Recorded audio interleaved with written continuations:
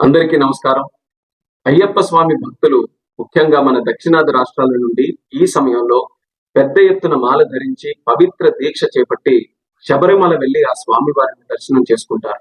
కిందటి సంవత్సరం కేంద్ర మంత్రిగా నేను బాధ్యతలు స్వీకరించిన తర్వాత విమానంలో ప్రయాణం చేసే అయ్యప్ప స్వామి భక్తుల సమస్యలు నా దృష్టికి వచ్చాయి.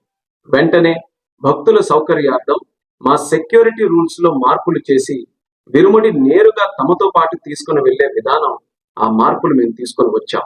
ఈ సంవత్సరం కూడా అదే విధంగా అయ్యప్ప స్వామి భక్తులు ప్రయాణం చేసేటప్పుడు వాళ్ళ తాలూకా విరుముడి నేరుగా వాళ్ళతో పాటే ఫ్లైట్ లో తీసుకొని వెళ్లేటటువంటి సౌకర్యం మేము కల్పిస్తున్నాం.